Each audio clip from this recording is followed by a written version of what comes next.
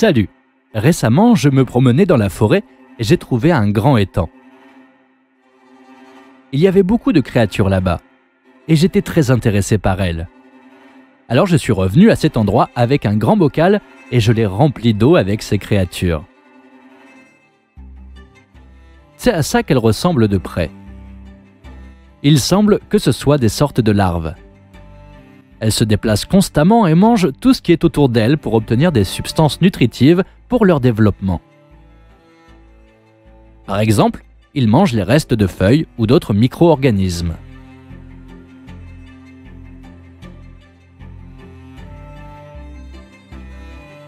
Au microscope, nous pouvons clairement voir sa tête, ses tentacules et son corps recouvert de longs poils. Au bout de la queue, il y a une sorte de tube qui lui permet de se fixer à la surface de l'eau. Après quelques jours, certains d'entre eux sont arrivés à ces cocons qui se fixent à la surface de l'eau avec ses deux oreilles.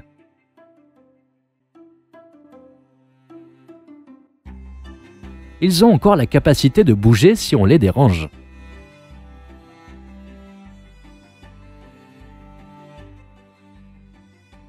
Après, des tubes sombres sont apparus dans l'estomac. Je suppose que ce seront les membres de la future créature. 2 jours après, nous observions la transformation du cocon.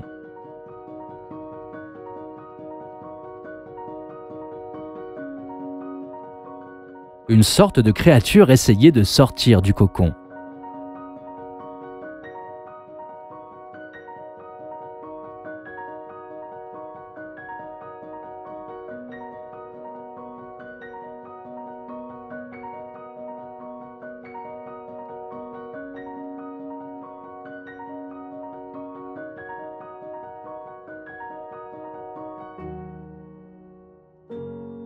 C'est en fait un moustique. Au début, ils vivent sous l'eau. Et seulement après un certain temps, ils sortent pour nous piquer. Comment ces longues jambes peuvent-elles tenir dans ce minuscule cocon?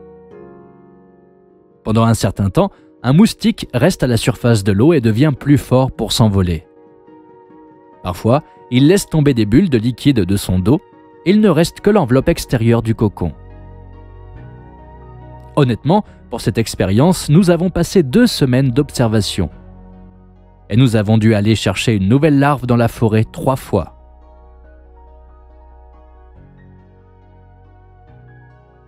L'éclosion est assez rapide, environ 1 minute, et il était très difficile de capturer ce moment. Maintenant, lorsque vous voyez une de ces larves, vous savez que l'une d'entre elles pourrait vous piquer la nuit suivante.